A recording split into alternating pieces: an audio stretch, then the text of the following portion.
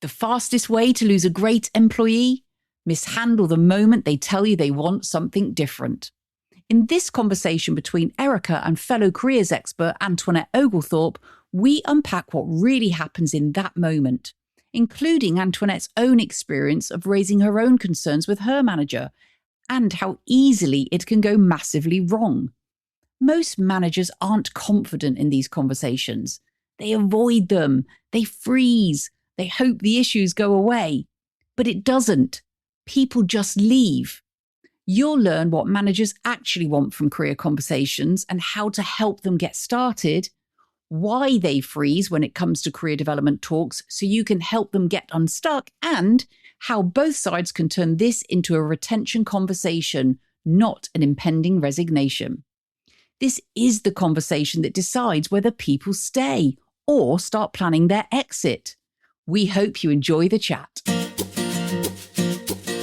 Welcome to The Career Equation, a practical formula for career conversations that helps businesses and their leaders to engage, retain, and grow their talent. Hosted by Erica Sosner, Career Equation creator, and Zoe Schofield, careers expert and equation enthusiast.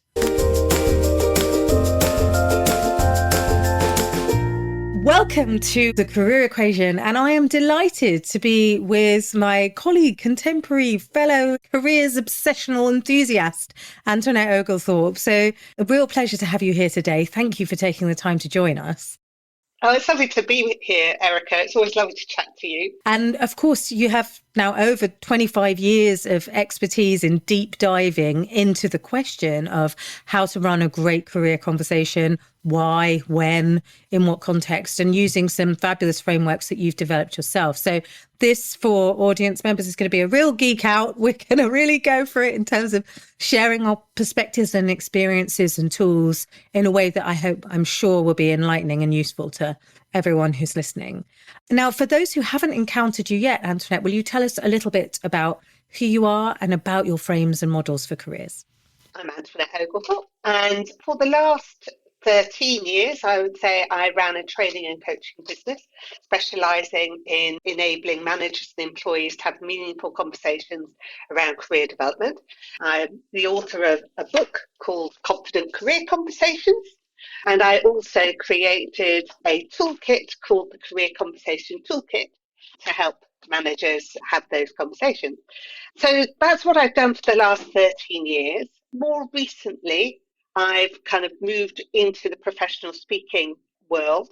And so now I mostly focus on professional speaking, delivering masterclasses, and also certifying in-house facilitators to deliver my career conversations program. And so, of course, like all of our clients, you have a career that's continually evolving, refining, and kind of honing towards your sweet spot, as we call it in the equation. And you had lots of interesting career milestones prior to setting up the consultancy as well. Will you tell us a little bit about your former incarnations too? Yes, I sometimes say I've made a career out of managing my career because I feel I've made so many changes. I actually started as a medical student in university. That was not a good plan. So that was short-lived. I graduated with a physiology degree in the end. And my first job was actually researching washing powders for Procter & Gamble, P&G. And then 4.5 years later, I decided I was more interested in people than washing powders. And I wanted to move into HR. And so I've been on that campaign trail ever since then. Initially, I moved into training and development. So I was the training manager for Prontoprint for a while. Then I joined Accenture and was training manager there. And then I joined Avanade, which is a joint venture between Accenture and Microsoft. And by then I was international training director. I took a slight detour into generalist HR, another mistake. Dreadful idea, really didn't suit me. So I reversed back out of that, came back into global training and development and worked for an insurance company in the City of London before eventually relocating to the northeast of England and then setting up on my own. So yeah, in spite of being passionate about career development, career conversations, doesn't mean you always get it right for yourself.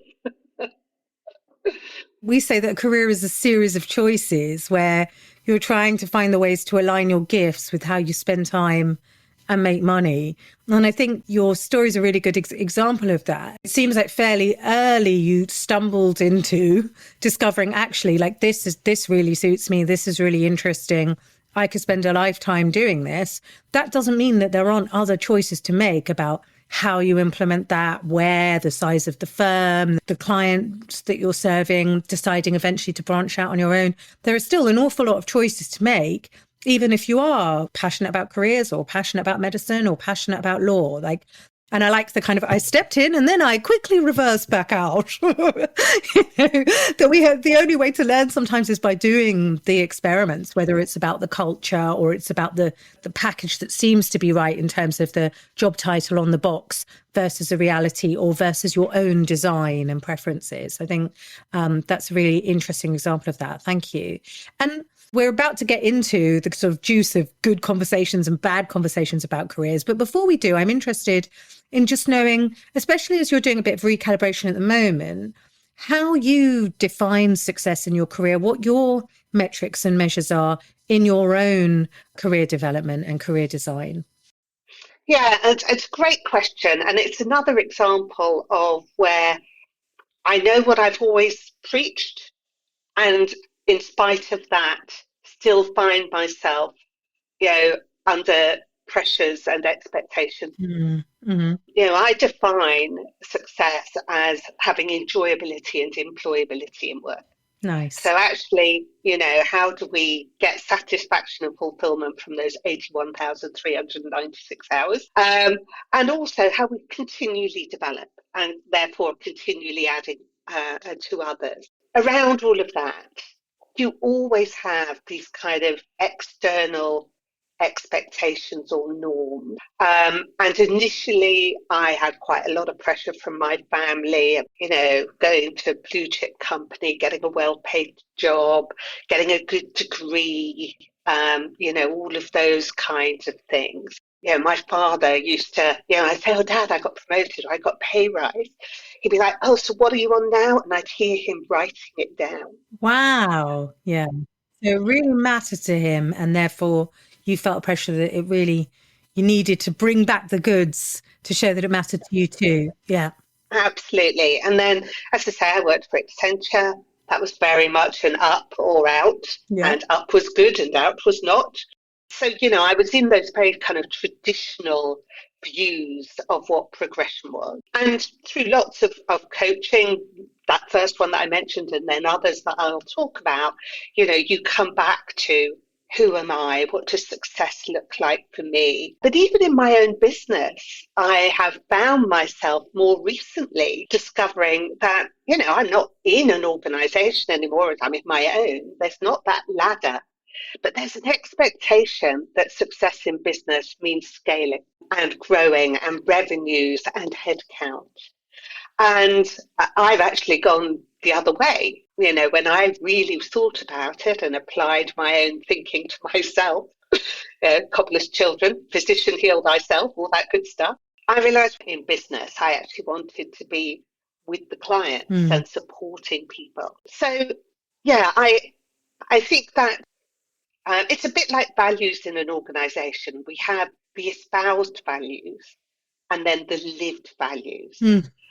And for me, in my own career, I've had my own definition of success and beliefs, but actually living to them hasn't always been easy because I'm clearly heavily influenced by outside forces. And I think it's one of the reasons why we ask as like almost the first question on a program, how do you define success and where did that come from? Because exactly as you described, that kind of unraveling of like, is that actually true for me? And, or maybe it was and now it's not so much, or the values have shifted, is a really crucial first kind of opening of the box of curiosity around careers. I think that's a really, really valuable continual question to ask. How am I defining it? And also that you articulate that it's also environmental. It's not just about what you're doing, it's the way that you do it. It's kind of, what are the factors that help you to feel that it is enjoyable, worthwhile, and, not at any cost. What are the environments that support you to do your best work may well include, actually, I need to lighten up on the side of the business development or managing people day to day, because although that is one choice, it's not necessarily the environment in which I'm going to do my best work. So let's dive into the good conversations and bad conversations you've had around careers, because I think this will help us to get a sense of you and underneath the skin. So question number one is about a moment in your career where you had a career conversation that did not go as you'd hoped or as planned. Will you tell us a bit about that? Yeah, so that was at P&G. When I started there developing washing powders, I was on the kind of consumer research side of product development. So there was lots of people focus, and I was going out watching ladies wash their laundry and talking to them about their habits and all the rest of it. And I found it fascinating. And then gradually there was a restructure and it all became a little bit more scientific. And I got a new boss who was very scientific. And I, by then, had started getting involved in corporate training and development. And I was like, oh, I love this. This is me. So I had a conversation with him. He was talking benzene rings and drawing formulae up on the board, which I was just like, oh my God, dead here. And I said, I want to move into training. And he just kind of looked at me blankly. He really didn't know how to handle that, because I'd obviously asked him a question that he didn't have the answer to. I didn't even ask him a question. I just kind of made this statement. And he went back to talking about the project. It was like, well, let's not worry about that now. Let's get this project done, and we'll talk about it again, in your performance review or whatever that next milestone was. So I was pretty much kind of dismissed. And I felt a bit foolish for having brought it up, because I thought, well, either he thinks I'm not ready, or that opportunity doesn't exist, or I'm just not good enough, because he's focusing in on the performance of this project. So I left feeling pretty shrunk and small, and that therefore that wasn't open to me. And I went off and I started thinking about leaving. And I actually did an open learning course in training and development. We had the Association of Training and Development in those days before it merged with CIPD. So I started doing a course through them. But yeah, that's a conversation that kind of stands out for me as being one that, I don't think either of us handled it very well, to be honest. Where in the conversation do you think was a kind of turning point where it really started to go awry, or you started to think this is not, I'm somehow not in the right room? For me, for some reason, it sticks in my head, this business of the benzene rings up on the whiteboard or whatever, because, I didn't know what he was talking about. Yeah. And I didn't think I should know what he was talking about. That wasn't the job I thought I was doing. And I was like, oh my God, where is this going? I'm not a chemist, I'm a physiologist. And so it felt very dark for me that this was the direction my current role was going in. Yes. And, I felt this need to get out of this. It's that thing of you really can't see a future that aligns with who you are, which can really set off the panic buttons, actually, whether that's because of a merger or the team changing, or in this case, perhaps the sort of leadership emphasis or the job emphasis changing. You were sort of inhabiting totally different worlds in the same room. Yeah, absolutely. And of course, for many managers, as you know from your interactions, Matt, these conversations are challenging, especially when you're outside of your comfort zone. So had you come and said, I think I want to deepen my expertise in chemistry, that might have been a completely different kind of career conversation, because it's definitely in that person's comfort zone. But I think very often especially if you want to make a kind of lateral move or someone wants to do something that you really don't know anything about, a lot of managers do freeze or get quite anxious. Has that been your experience also? Absolutely. I think the key thing is, or the biggest challenge I see in organisations, is that I don't know a single manager that doesn't want to be a good manager. And they want to motivate, they want their people to be engaged and motivated, etc. But they also feel that they have to have all the answers. When it comes to career development and career conversations, A, you don't need to have all the answers, but B, you don't have all the answers. You just can't. And, it was my fault as well. I mean, not everyone would have been so forward, but I kind of went, I want to move into training. And he didn't, or HR or whatever I said. He didn't know anything about that. He also, it wasn't in his gift to make it happen. Mm-hmm. So I think that just, he was like a rabbit in headlights. And actually, I should have presented it differently. But also, if he said, okay, well, hold on a minute, let's talk about that. What is it about training that so interests you? What would you get out of it? What skills would you be using? What gives you joy from that? And then let's look and see what opportunities there might be. Have you spoken to anyone in the HR department? Let's have a conversation. Yeah, because I hadn't, of course. Yeah. I just made this decision. Yeah. So, I just think managers' kind of concern that they need to have all the answers is a real limiting factor. And actually, they just need to have the right questions. Yeah, so true. They're like the inhibiting factor is, what is the correct way to respond to this? I'm a rabbit in headlights. Instead of feeling comfortably equipped to go, let's be curious about that. And, indeed, he had been doorstopped a little bit by you, but nevertheless, are there ways to kind of open up and relax around this rather than move into rigidity because I'm anxious, because I'm not sure where this is going and whether I have the power and the confidence to move this forward.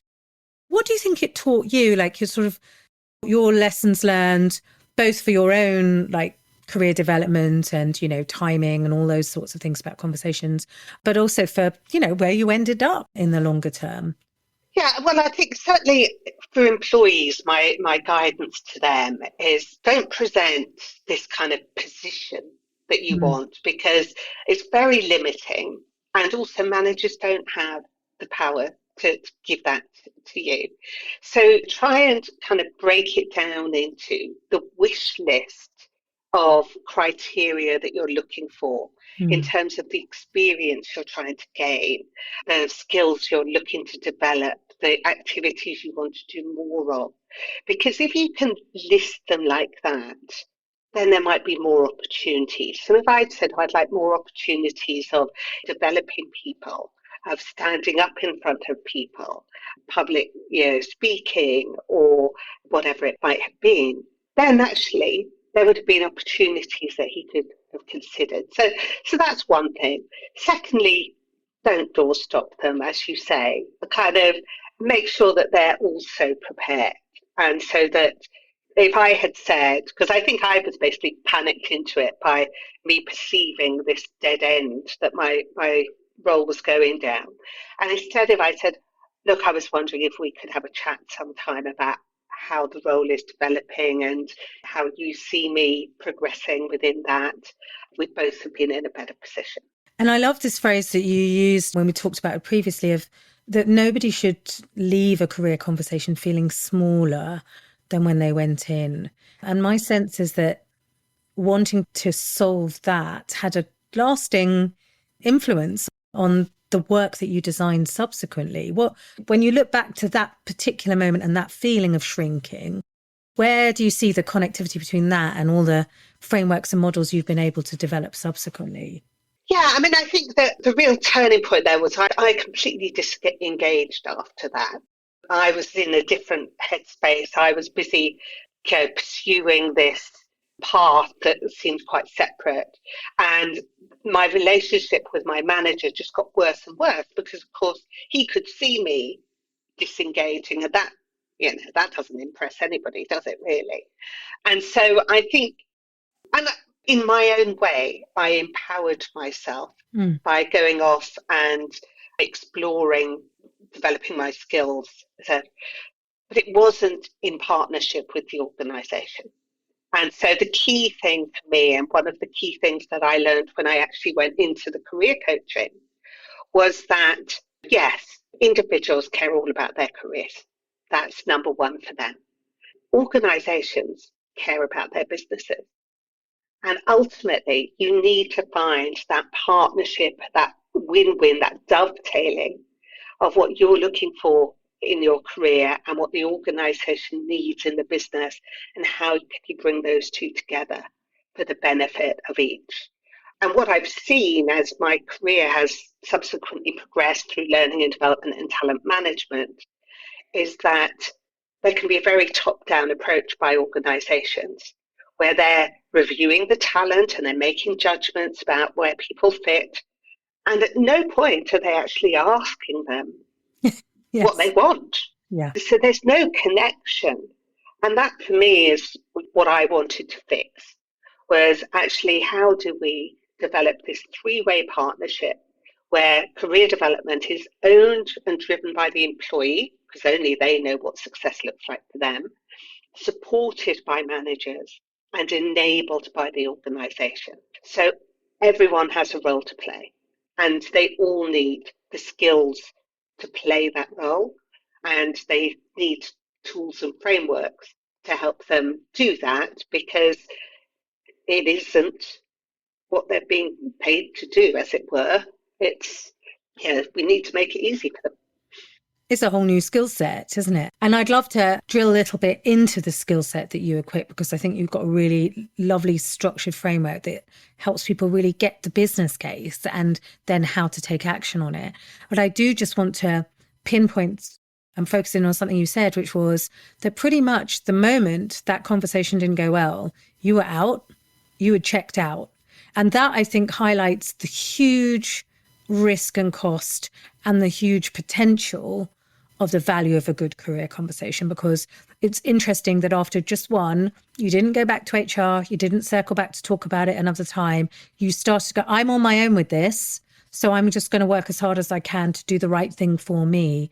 And actually that, I'm sure, was not the message that P&G wanted you to receive about your career. And just the power of a conversation going wrong can really leave us feeling like it's every woman for themselves. I've got to just do what I've got to do.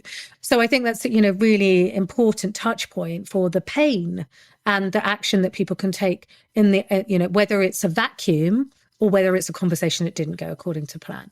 So let's talk about all the many fantastic ways in which you make it easy for people to fix this, because I think you highlighted that, managers play this pivotal role and that they often lack the confidence and maybe the structures to be able to start that conversation. So I'd love us to hear a little bit about the pieces you put in place for them, and also that, any tips and tools for the receiving end of the conversation, the person who's talking about their career and their preparation. Can you tell us a little bit about what makes your method work so well for people? Yeah, so they both hang off a career conversation model, and it's basically three pieces. It's learning from the past, dreaming about the future, and taking action in the present. Great. So I think one of the key things that is challenging, of course, career development is all about the future. However, in order to kind of make those decisions, you need to have some self-insight and some self-awareness. And that really means doing some reflection. And so learning from the past where, we've got data, it doesn't all have to be, from nowhere. Because none of us really know what we want to be when we grow up. We're just, we're constantly working on this, but we can learn about what we've enjoyed, what we've been great at, what's helped us make progress. And so I give managers a set of tools, questions. So this is one of the tools, and it has 5 powerful solution-focused questions that just help managers structure and have a conversation. And the managers that we introduce this to, they don't follow them like a script. I always describe them a bit like recipe cards. When you're nervous or lacking confidence in cooking, it helps to have something to follow. But then you get a bit Jamie Oliver about it. Bish, bash, bosh, throw this in, mix that up, all the rest of it. And most managers, they are experienced conversationalists. So they love these because they give them a starting point and a structure, but then they're off. And the conversation naturally goes wherever the conversation is going to go. What helps that is I also give employees these templates. So these are graphic templates and guidelines that help them think about these different elements. So, for example, we have a Your Journey So Far template, which helps them reflect on, it might be their whole career, it might be their current role, it might be the last 6 months, whatever time frame. It's a timeline, it's plotting the high points, the low points, thinking about what characterize those different times in terms of people, aspirations, events, achievements, etc., just so that they can really learn from the past. Yeah. So we have the career conversation model, learn from the past, dream about the future, take action. And we have conversation tools for the managers, the solution focused questions, and then have the graphic templates, which are the reflective exercises for employees, which hopefully then brings those two together. We'll talk a little bit more about the specific projects you've worked on, the kind of results they've generated. But before we do, I want to get into our good career conversation. So I'd love to hear a little bit about a career conversation that really made a difference to you, that really changed the trajectory of your career. Can you tell us a bit about that? Yeah, so after my own experience, I then trained as a career coach myself. And in spite of that, of course, I still came up against various crossroads. And at this particular time, I was working in the City of London. I was working for an insurance company. I was an international training and development director. So, great job. Regular visits to Bermuda, which is where we were headquartered, all good. But again, I was feeling a bit stuck.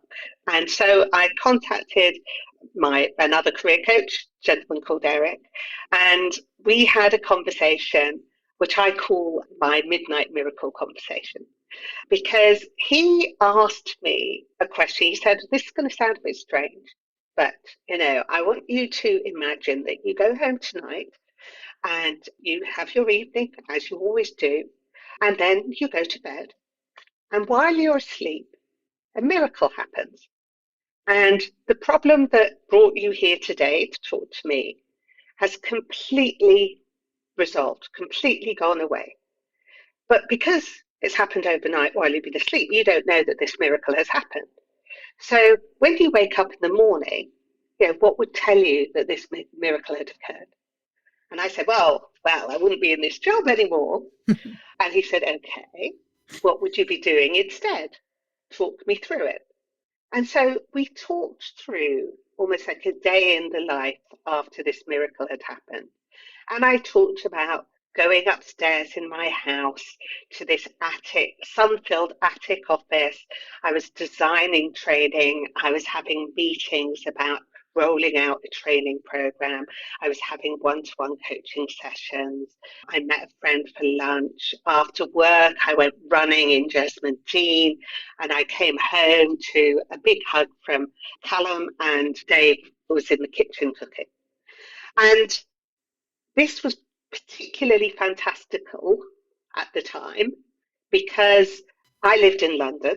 Mm-hmm. And this scenario I had described, Jesmond Dean was in Newcastle, mm-hmm. which was where Dave and I had first met. And Callum lived in Edinburgh and didn't hug anybody. He was 11. He was allergic to hugging anyone, let alone his future stepmother. So this was all very fantastical. But, it was lovely and it was very energizing and did start making me think again about, what does success for me look like? Because everything I've described is not really the world I'm living in right now. And I went home, and while we've been having this conversation, Eric had actually taken notes. And I went home with a copy of these notes and I gave them to Dave, who was my fiance at the time. And I walked out and he read the notes and he just came running and went, shall we move to Newcastle? Aww. And it was like, okay. So he also wasn't that happy in his work. And so we were like, okay, let's work towards this. And that conversation actually did result in, another story. I didn't actually leave the company. I still worked for the company. This was 2006. We didn't have remote working then, but I actually managed to persuade them that I could do my job from Newcastle. So we moved to Newcastle after we got married. And another long story short, 12 years later, when we were relocating again, I was packing up my attic office and I came across these notes and everything had come true. Wow.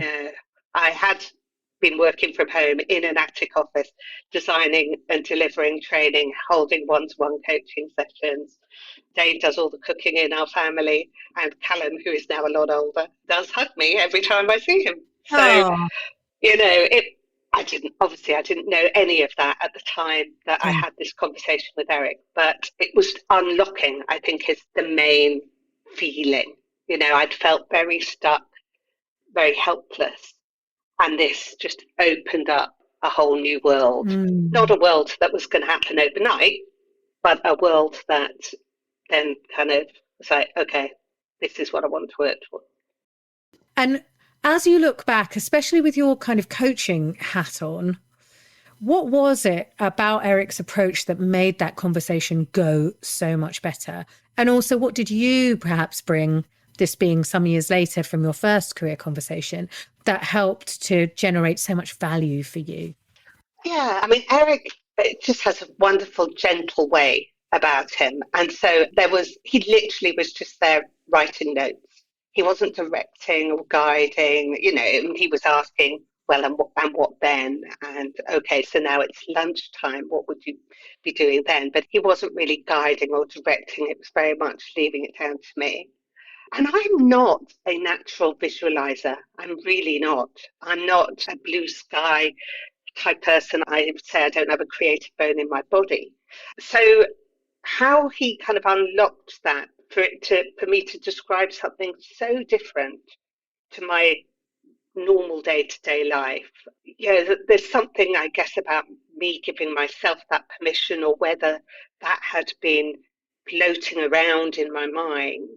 Because I'd say now, if I do a visualization exercise, it's not quite as radically different from the world I'm living in. So I think giving myself the permission to dream and for it not to be limited by possibilities. And so that point that it was a miracle, and it doesn't have to be realistic. Let's not worry about the how. Yeah. It doesn't have to be even possible.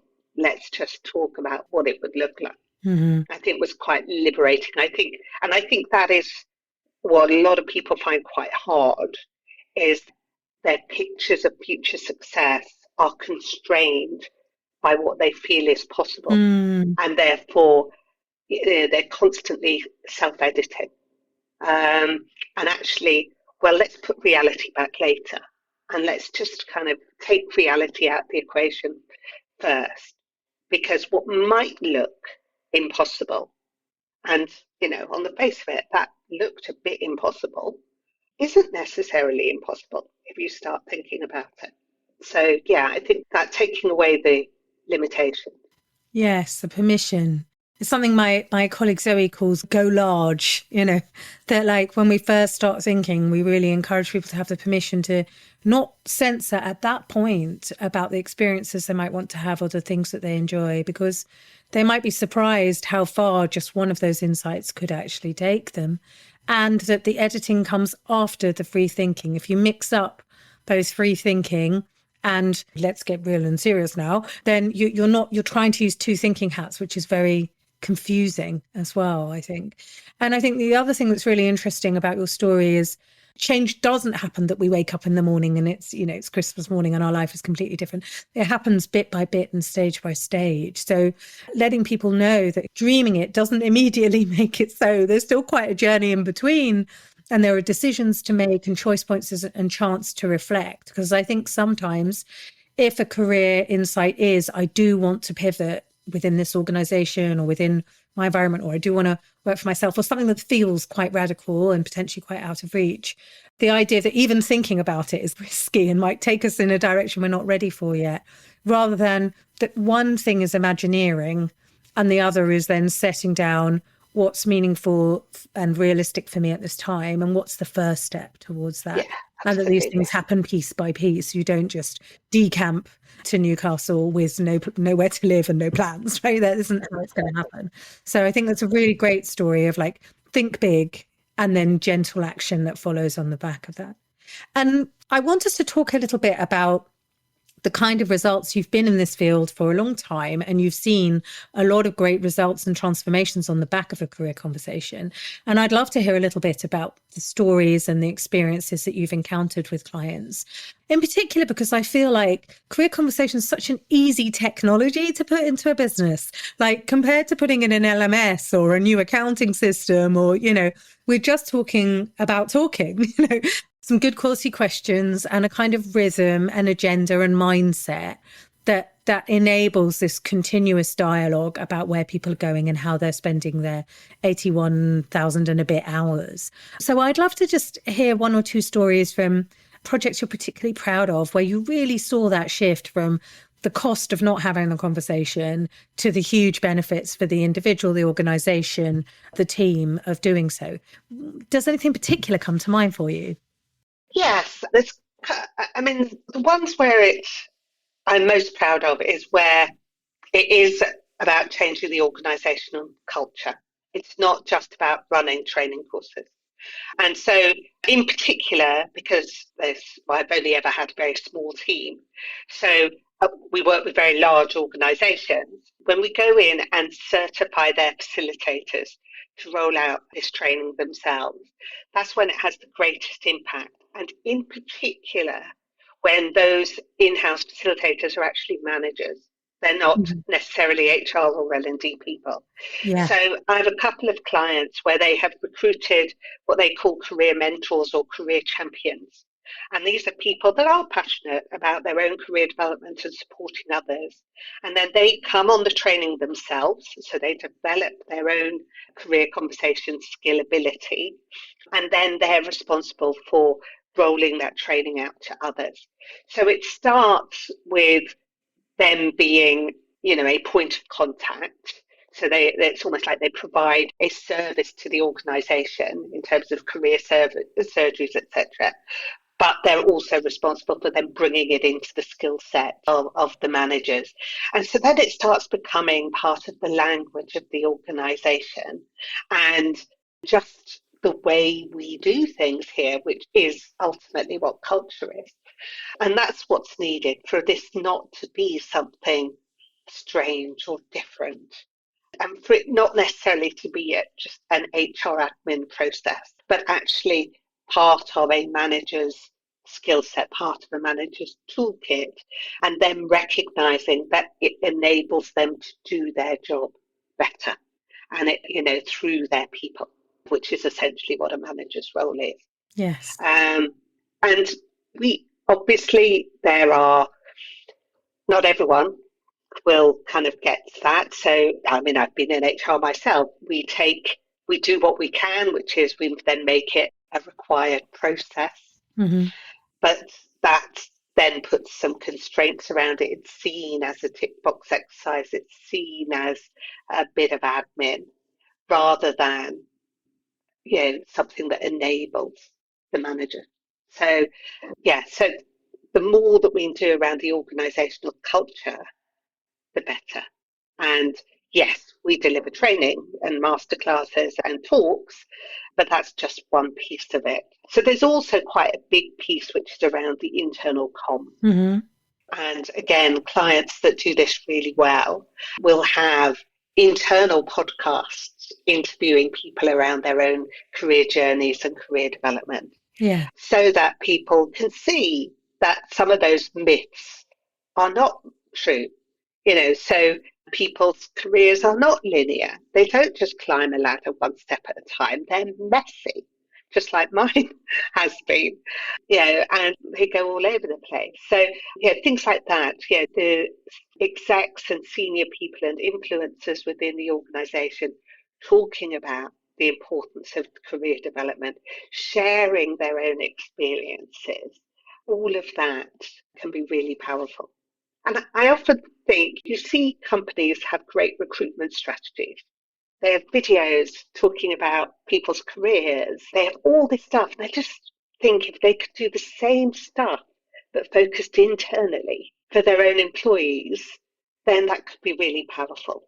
Don't just focus it on bringing people in. Yeah, keep thinking about your internal recruitment process, because ultimately the greatest efficiencies and business impacts come from having people who already know and love the business moving with all of their skills and experience and networks within the business. I'm happy you mentioned podcasts, because that's something that we're starting to really work with clients around, is like, let's communicate about all the amazing people you've got here, all the roles that people have never heard of, all the different kinds of career trajectories and squiggly or lateral or upwards and downwards moves that people have made in their careers, to help educate people about what's possible here. Because I think more than anything, people leave because they don't see a future, just like your first conversation. And that may be completely incorrect. So how do I help my people to see a future here? And of course, bedding in through using internal resources to do the training, who of course understand the culture and the language and the way things are done so much better than an external will, is all part of that capacity building about, how do we support people to see their future here? And it's been brilliant to talk about and have a chance to explore that a little bit with you. So one final question before we go. Looking back to that first difficult conversation, if you were coaching yourself now in advance of it, what advice would you give about how to conduct that differently to make the difference for both you, the manager, and the organisation? Yeah, I guess first I would be helping me think about, well, what is it exactly that you're looking for? What is that wish list of criteria that your role needs to satisfy? Don't worry about putting a label on it, or a job title or a grade or any of those things. Just, what does the role need to involve, in terms of the experience? Then actually do some research into what is going on in the organisation. I mean, at the time, we were going through a global downsizing as an organisation. So, there was I asking for something, and they're all trying to reduce the structure and lose jobs. Now, that can be very powerful, because actually, if you're trying to restructure and you need to move people into new roles, well, then wanting something different can be very helpful. But again, not if they label it as it has to be there. So do some research and find out what's going on in the organisation. Is there anybody else that you could talk to about what other opportunities? But also, be kind to your manager. Schedule the conversation. Let them know that you'd like to talk to them about your career development, and allow them time to prepare. Yeah.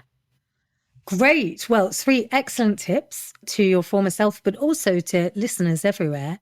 And if people would really like to benefit from your years of expertise in aligning good quality career conversations with the aspirations of their organisation and their people, and to invite you for a keynote or a webinar, what's the best way for them to find you? Well, I'm very easy to find. There's only one Antoinette Oglethorpe. If you put me into Google, you'll find me all over the place. But my website is www.antoinetteoglethorpe.com, and I'm on LinkedIn, and very happy to connect to anybody that would like to. Antoinette is easily discoverable, so please do go and discover her, and we'll make sure that all of her contacts are in the show notes. So it just remains to say thank you so much again, Antoinette. It's been really fun and interesting to have this conversation with you, and I look forward to celebrating the successes of the next chapters of your career. Lovely. Thank you, Erica. It's been wonderful. So for more information about the Career Equation and how it can benefit your organisation, visit the website at thecareerequation.com or connect with Zoe Schofield or Erica Sosner on LinkedIn.